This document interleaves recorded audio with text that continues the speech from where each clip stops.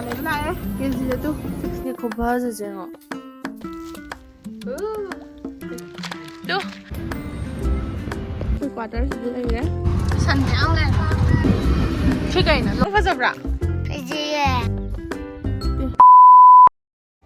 Hi guys ma'am ngasi di sayo ga bombong ga asabo ga puthok piu ga taw ai ji chimban je ai na tai ga taw do thi ba phang da na tai dra ba angang kap san lak ta na heaven chum da ngai ri ado ai ngasi di ngak sak ngang set la ga chat ke taw si firon je lai ke lai ga ai je pan set na dre bu ko hai di bike oi bani na koi sai ga koi ba chat la ju set te bu kham ra ha di nuai taw do oi bu ko do ngasi di auto da koi ba chat toi ni na Sigum mas chat lagi, si orang ni lagi. Angang cuma mani dah, kok cuma tak kau tu sama hanam tak hat kike.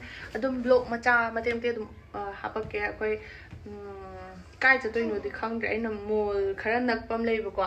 Ini hek cepat tu dah pubi ke di tahu ni. Saya loi gre. Loisan belor bo. Loisan belor bo. Nang lor bo. Hai guys, sampai hari saya. Hi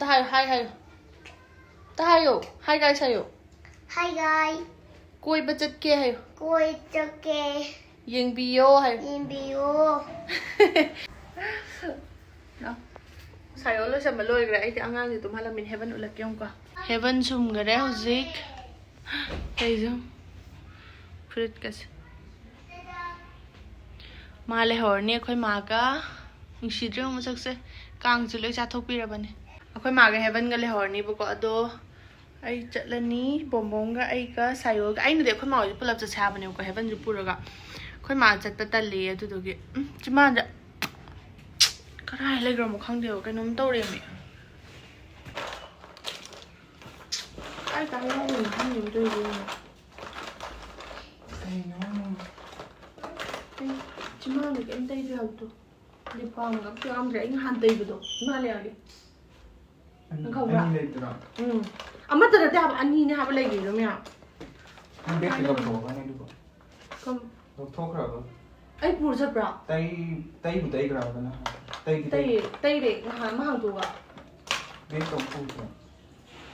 Nó hàng cái ông ngủ vợ. Ấy biết.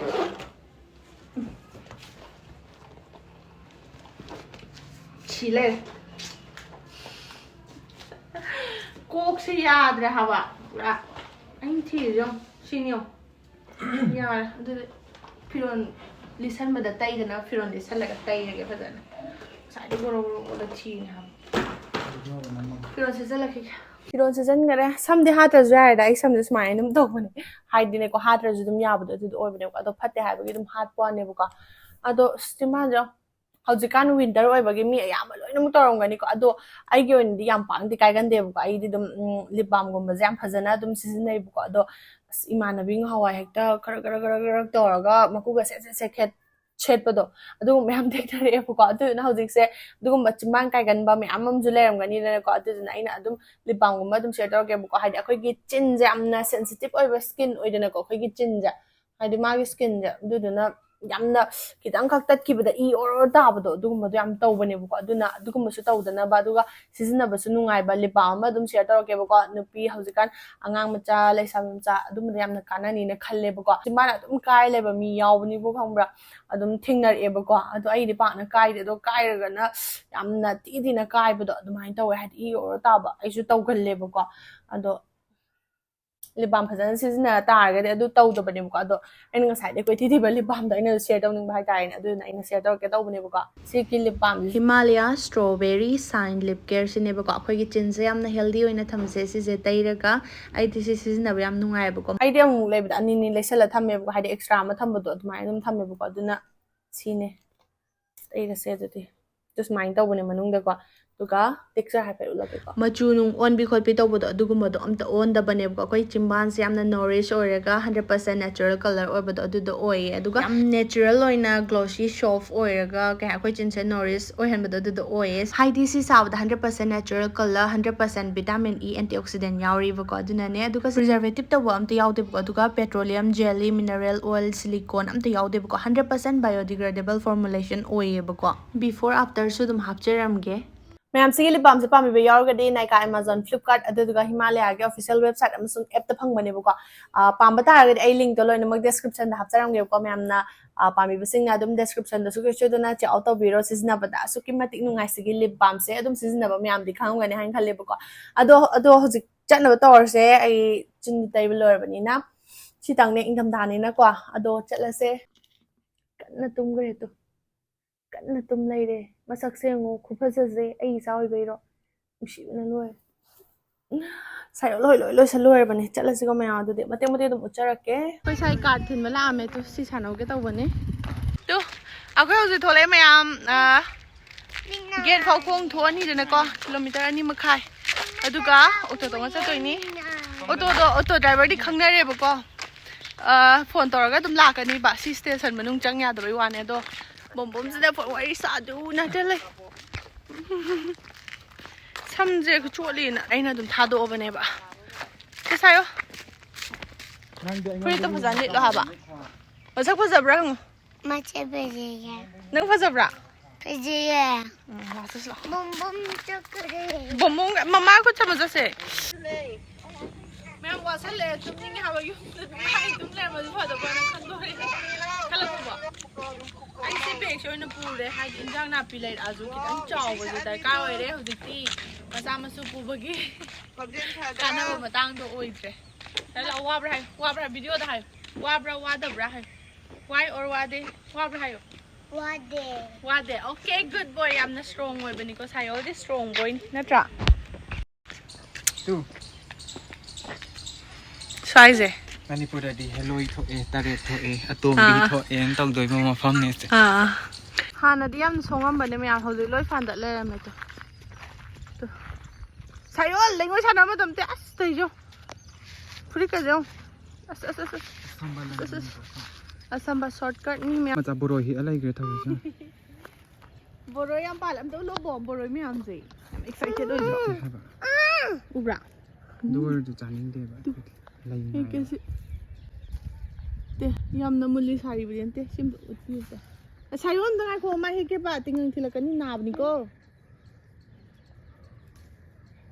ꯑꯗꯨ ꯃꯌꯥꯝ ꯁꯤ ꯍꯦꯛꯆꯔꯦ try ꯑꯃ ꯌꯦꯡꯖꯒꯦ ꯀꯧꯈ꯭ꯔꯦ ꯑꯩꯈꯣꯏ ꯉꯥꯏꯔꯤ ꯅꯠꯇꯕ꯭ꯔꯥ ꯁꯤꯔꯣ ꯍꯥ ꯀꯣꯝꯄꯂꯤ ꯃꯌꯥꯝ ꯑꯩꯈꯣꯏ ꯒꯥꯔꯤ ꯇꯣꯡꯉꯦ ꯍꯧꯖꯤꯛ ꯆꯠꯄ ꯍꯧꯔꯦ ꯀꯩꯅꯣꯗ ꯑꯣꯏꯅ ꯆꯠꯂꯅꯤ ꯁꯤꯗ ꯑꯩꯈꯣꯏ ꯈꯔ ꯅꯛꯅꯕ ꯃꯣꯜꯗ ꯑꯩꯅ ꯏꯅꯥꯎꯅꯨꯄꯤꯒ ꯄꯨꯕꯤꯕꯗꯣ ꯑꯗ ꯆꯠꯇꯣꯏꯅꯤ ꯁꯦ ꯌꯦꯡꯉꯣ ꯁꯥꯏꯌꯣ ꯑꯣꯇꯣ ꯇꯣꯡ ꯅꯨꯡꯉꯥꯏꯕ꯭ꯔꯣ ꯑꯣꯇꯣ ꯇꯣꯡꯉꯦ ꯅꯨꯡꯉꯥꯏꯌꯦ ꯁꯤꯕꯣꯝ ꯍꯥꯏꯗ꯭ꯔꯕꯥꯗꯀꯤ ꯃꯦꯃꯣꯔꯤ ꯌꯥꯝ ꯑꯔꯥꯞꯄ ꯃꯐꯝꯗꯗꯤ ꯆꯠꯃꯤꯟꯅꯕ ꯉꯝꯗ꯭ꯔꯦ ꯑꯗꯣ ꯑꯅꯛꯄ ꯃꯐꯝꯗ ꯑꯗꯨꯝ ꯆꯠꯂꯅꯤ ꯈꯨꯡꯒꯪ ꯑꯃꯗ ꯂꯥꯜꯂꯤꯅꯦꯕꯀꯣ ꯁꯟ ꯊꯣꯏ ꯁꯟ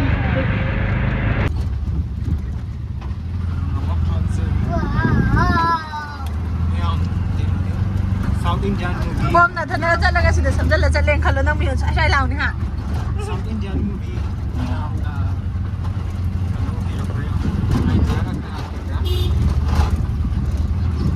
ꯁꯟ ꯃꯌꯥꯝ ꯂꯩ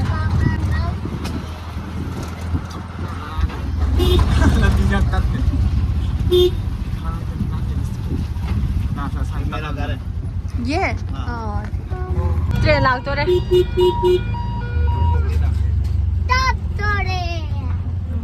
ꯁ꯭ꯇꯣꯞ ꯇꯧꯔꯦ ꯇ꯭ꯔꯦꯟ ꯂꯥꯛꯇꯣꯔꯦ ꯁꯤ ꯇ꯭ꯔꯦꯟꯁꯦ ꯂꯥꯛꯏꯅꯦꯕ ꯁꯤ ꯀꯩꯅꯣ ꯂꯣꯀꯦꯜ ꯇ꯭ꯔꯦꯟ ꯑꯣꯀꯦ ꯂꯣꯏꯔꯦ ꯐꯖꯩ ꯌꯥꯝꯅ ꯌꯧꯔꯦ ꯅꯅꯦ ꯂꯥꯛꯏꯁꯦ ꯆꯠꯂꯣ ꯄꯣꯠꯁꯦ ꯅꯨꯡꯉꯥꯏꯕ꯭ꯔꯥ We reach right Chandani Mall ꯑꯩꯈꯣꯏꯒ ꯅꯛꯅꯕ ꯃꯣꯜ ꯍꯥꯏꯔꯗꯤ ꯁꯤꯅꯤꯀꯣ ꯑꯗꯨꯅ ꯁꯤꯗ ꯑꯣꯏꯅ ꯂꯥꯛꯑꯦ ꯕꯣꯝ ꯁꯣꯞꯄꯤꯡꯒ ꯍꯩꯁꯦꯅꯦꯝꯒꯨꯝꯕ ꯂꯩꯇꯕ ꯃꯥꯜꯂꯦ ꯁꯤꯗꯅꯤ ꯁꯨꯃꯥꯏꯅ ꯇꯧꯕꯅꯤ ꯅꯨꯡꯉꯥꯏꯕ꯭ꯔꯣ ꯁꯦ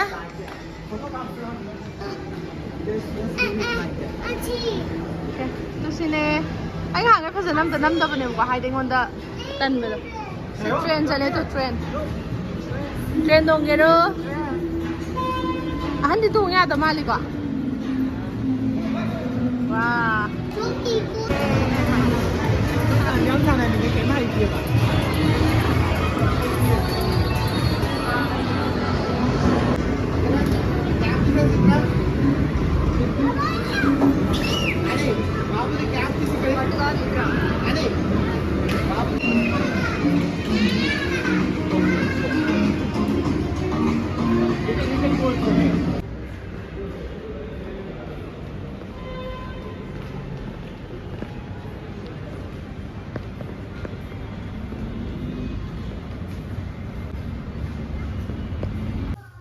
Heaven's tumba lerame mayam halakko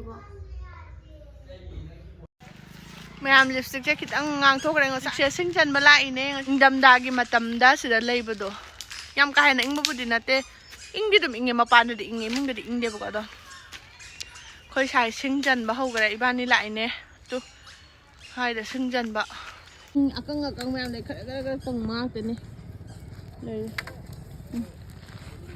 nongju thadana kanglai ka yam soraga chengom ga yam soba duga ingtham tha matamdana sing akang ma mayam leibako di kang ma mandi choli ba mandra kang ma dra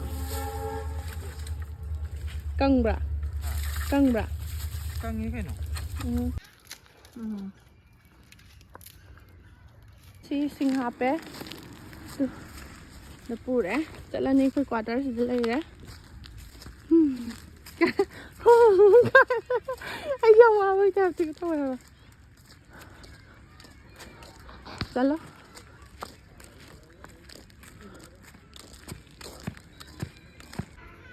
sini bonfire tawna ba horan Hojikse nungdaw yam tasalabani na akhoi sai bani adum injang napi kai kai aduduga mangra phangye bu mafam amada star market ta aduda mangra le ba mu chali ne ko matyam te hapakke hai da mangra le bla kg tu 65 angang bu yo le mamal chat mana 62 mana sweet potato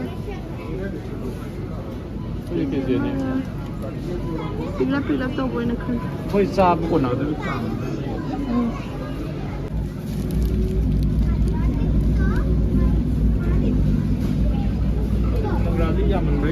Yan. Sino kino? Sepot. Sepot lupa 79. May hawala. Sing dito. May jam pa dyan sakto. Sing mangra dyan kayo no? Sing yam yaw dyan. May chak pa mara dyan gada. Mangra ni ko siya. Mangra lau ba dyan munjala amadi. Sina huzik naun hapan Manggra ma mulle mayek tiam seng de nungdang ni na to mullabi ngase mai khu ka ba ubudi ge kai gino sem de ui ko puram bse cha mulle Ka bukan. yung ko ba hok chak man ni ko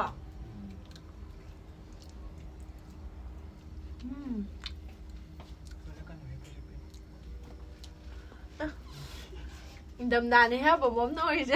Bom một đánh đầm đà khá hết năm mà là bạn. Có bom.